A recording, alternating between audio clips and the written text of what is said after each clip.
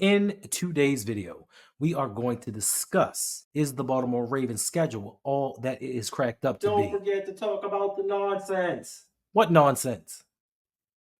With the schedule, don't forget to talk about the nonsense. You are too close. Oh, sorry. I didn't mean to be so close. I'm just really excited. Okay. I will talk about the nonsense going on with the schedule. But for now, get out of here. Okay. Bye. All right, now back to the video. Also, we are going to discuss the perpetual flip-flopper is added once again. And another AFC contender may be without a key component for a part of the season. All this coming up. Skills. Now. Image, baby, on the beats. Okay, we are going to begin this video talking about the NFL schedule release, and in particular, the Baltimore Ravens, with the schedules coming out this past Wednesday. We're going to talk about some things that are good, some things that are not so good, and we're going to talk about some key matchups that are going to happen throughout the season. So starting off, of course, we have to start with the first game of the season with the Baltimore Ravens taking on the Kansas City Chiefs. The Baltimore Ravens travel up to Arrowhead, and this is possibly going to be the banner ceremony where the Kansas City Chiefs once again drop that banner and celebrate their Super Bowl win with the Ravens in the stadium. Now, I don't know if this is adding insult to injury or if this was planned, but for some, hopefully, this will motivate the Ravens to go out there and handle their business. Now, some people love it, some people hate it. Me personally, I like it. I want the Chiefs early on. I want to see where we measure up against the best of the NFL. Now, this is going to be the first game in NFL history to have a season opener where it has two former MVPs that have multiple MVP awards. And of course, it would be Patrick Mahomes and Lamar Jackson in this matchup. So right out the gate, they start the Ravens off with one of their toughest tests of the season. And to most, a lot of people think that this may be a good schedule for the Ravens on the back end. Some think that this schedule is too tough. They did certain things that a lot of people are not happy with. Some are happy because they came out with the cumulative rest ratio, stating that how the games are spread out on different days, the Ravens will have the most cumulative rest days acquired throughout the NFL. Now, this may be well and dandy, but some other things that went behind it that don't make this appealing to a lot of Ravens fans. Now, not only do the Ravens start off with the defending Super Bowl champs, they have 10 games versus teams that made the playoffs last year, two of which are within their own division. This makes this schedule seem even tougher. But to me, the toughest part of this schedule, well, the two toughest parts, but one of the toughest parts of the schedule is the first 5 weeks of the season. The Ravens play 3 away games, starting off with Kansas City. Then they travel to Las Vegas to take on the Raiders. Shouldn't be much of a problem. Then in week 3, they take on the Dallas Cowboys in Cowboy Stadium. They follow that up with a home game versus the Buffalo Bills. And then to top off the 5th week, they go to Cincinnati to play Joe Burrow and the Cincinnati Bengals. I've read some publications of the Ravens, and some think that the Ravens may come out of this with a losing record, possibly going 2-3. And I think that the beginning of this league year is going to show a lot what the Ravens are made of. It's going to test that new look defense. It's going to test the Ravens getting acclimated with having Derrick Henry in there. We don't really know what to expect now. Of course, as a Ravens fan, we expect them to win all 5 matchups, but in reality, we don't know what's going to happen, because the Ravens normally win games that they're supposed to, and they lose some that they're supposed to win as well. So this is going to be the daunting task of if the Ravens are going to be 10-7, 11-6, 12-5. Also, with the Kansas City Chiefs playing the Cincinnati Bengals in week 2, if they win both of these games, that gives them a leg up on the conference as far as tiebreakers go. So these first 5 weeks, man, it's going to tell us a lot about this team. It's going to tell us a lot about this season. Now, they can turn it around if things go bad,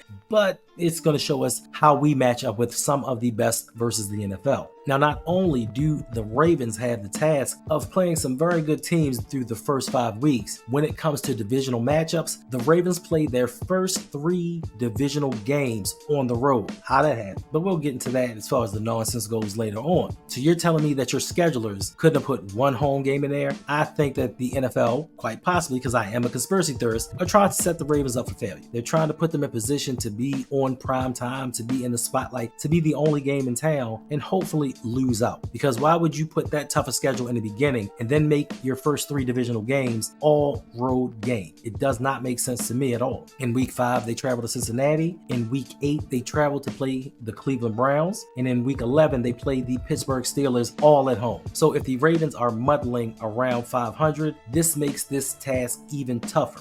But once again, everybody is applauding the back end of the schedule. To me, things don't get much easier. Now, the teams may get easier, but not everything is what it appears. The Baltimore Ravens play some very winnable games down the stretch, but they also have 3 games in 10 days. Yes, 3 games in 10 days. Now, I understand with some of the games previously in the beginning of the season, you're going to get a little bit more rest, but is that going to help you come week 15, week 16, and week 17 when you play the Giants, the Steelers, and the Texans? And when we get to another slight, you think about that Texans game on Christmas Day. In the beginning, it was like, yay, hooray. You know, we play a game on Christmas Day, only game in town at that time slot. But then you think about it. This is the 2nd year in a row that the Ravens play a Christmas Day game on the road. Even some of the analysts were like, whoa, that's a little bit much. 2 years in a row. But once again, the NFL does not like Baltimore. They don't respect Baltimore. They don't want the Ravens. They never wanted the Ravens, to be honest with you. They told Mayor Schaefer, go out and build them all.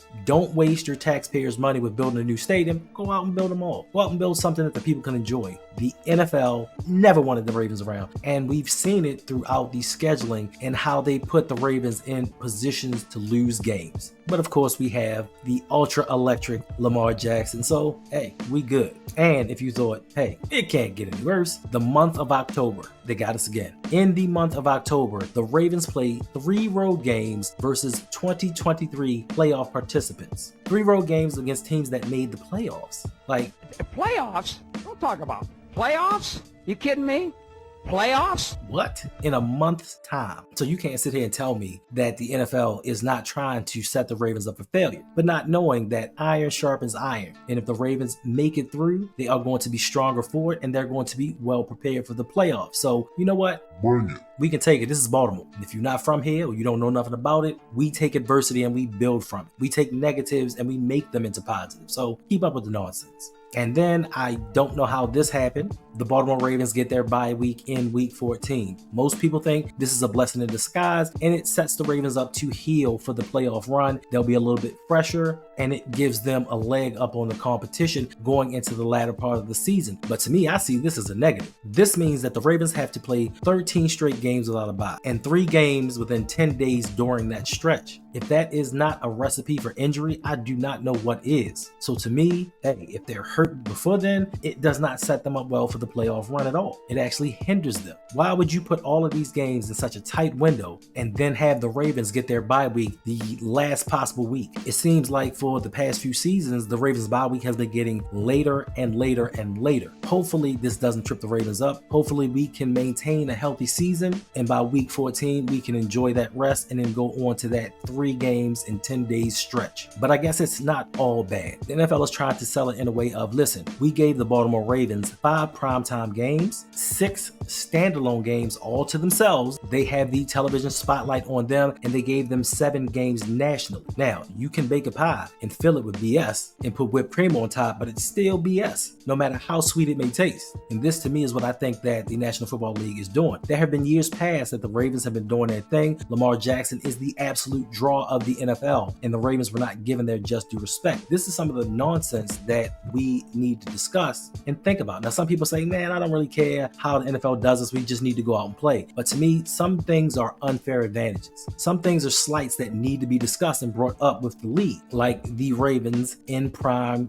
time. I'm not understanding. Listen, I'm happy that the Ravens got 2 Monday night games this year. Ecstatic that we're on Monday night. But if you think about it, during the John Harbaugh era, the Ravens have played 22 Monday night football games. And out of 22 of those games, 18 have been on the road. That means the Baltimore Ravens, in a 17-year span, has had 4 home Monday night playoff games. In retrospect, looking back at it, because I watch football and I pay attention to other teams, this is something that I used to look for each and every season. I watch the New York Jets. I watch the Detroit Lions. I watch the Jacksonville Jaguars. And this is not when they were good. This is when they stunk. They would get multiple home Monday night football games in a season. And you can't tell me Detroit's a draw. You couldn't tell me Jacksonville was a draw. The Jets had the longest playoff drought in the United States currently. So you can't tell me that there was an appeal to have them at home on Monday night, where the Ravens have won a Super Bowl and have possibly the most dynamic player in the NFL. But we can't get a home Monday night playoff game. That to me is some BS, and that's some nonsense that was told to me to tell you earlier when we started the video.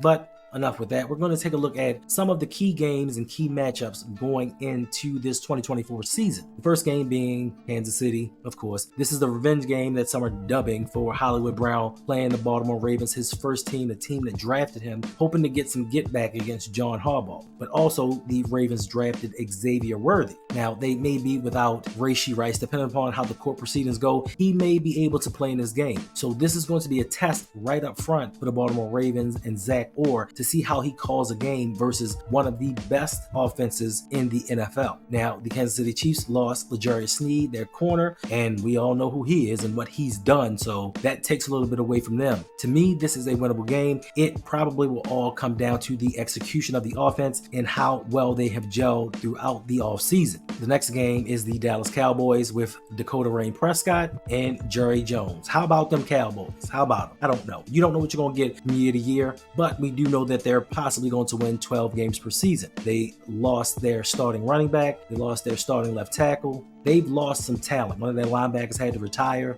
A lot of nonsense. But for me, offensively, it's going to show a lot where this Ravens defense is, because like them or not, respect the Cowboys or not, they have some dogs on offense. They got some dudes that can play. And to me, this may be the litmus test even more than Kansas City, because they have the outside weapons to score points in bunches. Not saying Kansas City doesn't, so calm down. But the Cowboys have one-on-one players that can go out there and get it. Then they also get Trayvon Diggs back. They have Deron Bland, their interception machine, and they drafted some linebackers finally to stop the run and hopefully make this defense better. But they did lose their defensive coordinator. This one, I think the Ravens should wash them, but you just never know. Then in week 4, the Ravens take on the Buffalo Bills. Josh Allen, as we all know, lost his homeboy, or former homeboy, and his number 1 wide receiver in Stephon Diggs, who's now with the Houston Texans. He also lost his wide receiver number 2 in Gabe Davis. Now, to me, more importantly, the Buffalo Bills lost a lot defensively. They lost both of their starting safety. They lost all-pro cornerback Tre'Davious White. Like, they had to shed a lot of salary. So we don't know what this iteration of the Buffalo Bills is going to be, but it should be a good game versus the 2018 draft mates. Then in week 5, we take on the Cincinnati Bengals and Joe Burrow. Enough said. Lamar's owned them recently, but it still could be a tough game. Joe Burrow vowed to come back stronger, better, faster. I guess he's the bionic man. I don't know.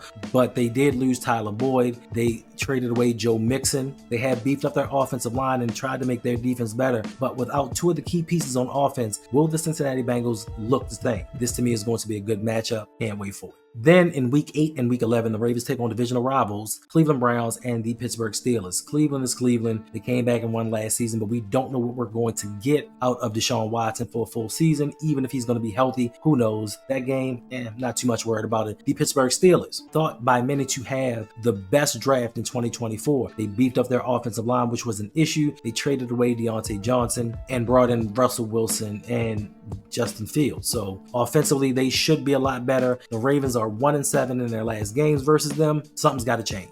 Then in week 13, the Baltimore Ravens take on the Philadelphia Eagles. A lot of people thought this was going to be the Super Bowl matchup of last season, but Philly just faltered down the stretch. Their offense was stale. They couldn't come up with plays, even though they had dogs at wide receiver. They had DeAndre Swift. He was doing his thing, but they've upgraded the running back position and brought in Saquon Barkley. Defensively, where they struggled the most, they brought in some pieces. They drafted a couple of young corners. This may be an outstanding game, and it could possibly be a Super Bowl preview. Now, the last game in week 17, on Christmas Day, the Ravens Ravens take on the much improved, highly touted Houston Texans with CJ Stroud. Now, as I said before, they added Stephon Diggs, they added Joe Mixon, they brought in Daniil Hunter, they brought in some pieces to make this team better. They were a surprise team in 2023, but they're looking to build upon that. The Ravens beat them twice last season, and third time be a charm. A lot of people have the Texans being as the most improved team in the NFL. We shall see. We move on to Emmanuel Acho. I know a lot of people don't like Emmanuel Acho. A lot of people don't respect him. For me personally, my biggest issue with Emmanuel Acho is he flip-flops. Like one day he's praising Lamar, the next day he's tearing him down. Like I don't know what's going on with this dude. But this guy said that Lamar and the Baltimore Ravens have no chance against the Kansas City Chiefs. They've lost too much defensively. Offensively, yes, they brought in Derrick Henry, but they just don't have enough right now with everything that they've lost to keep up with the Kansas City Chiefs. And I want y'all to mark this down, put it in your notebook, keep the receipt. When the Baltimore Ravens beat the Kansas City Chiefs, I want everybody to head over to Twitter and go at him and was like, what you got to say, bro? You were saying?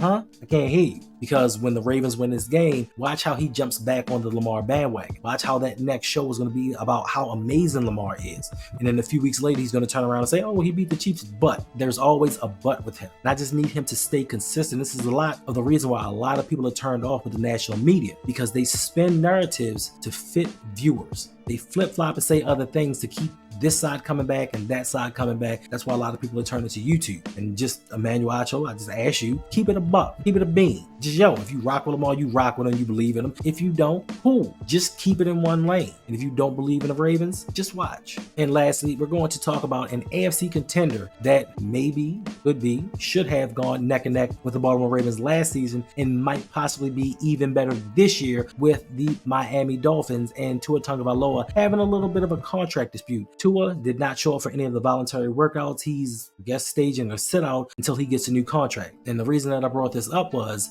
there are similarities slightly to Tua and the Dolphins with Lamar and the Ravens. When you look at all these other quarterbacks around the NFL and teams that believe in their quarterbacks, and I mean truly believe in their quarterbacks, there's no contract dispute. They give the guys their money. Some of the guys even get their money early. They don't have to wait around for a fifth year. They catch them as soon as they're eligible. But like Lamar, Tua was placed on a fifth-year option, making $23.171 million for this upcoming season, and I don't think that he thinks that's enough. I think that he wants that security of a long-term deal. And by him leading the league in passing yards and what he's done with Tyreek and Jalen Waddle, I think he believes he deserves more money. Me personally, I've seen the playoff struggles. I've seen how you blew that 3-game lead in the AFC East and let Buffalo come back and win the division. So I can kind of understand where Miami's at with it, but still, if you want a franchise quarterback and you want somebody to be with your franchise and help build them up, you got to pay this man. Now, the Dolphins did go out and add Odell Beckham Jr. to an already potent passing attack, giving him more weapons to thrive and be better, but you have to give him that financial security so he can go into a season knowing, hey, this is my team, I'm with this team, I'm ready to lead them, not what is this contract situation going to look like, am I going to play for another team in this upcoming season? But to me, don't get it done. Have him go elsewhere. That just knocks another team out the box when it comes to competition for the number 1 seed in the AFC. But now I think about it, do the Ravens really want the number 1 seed? We don't.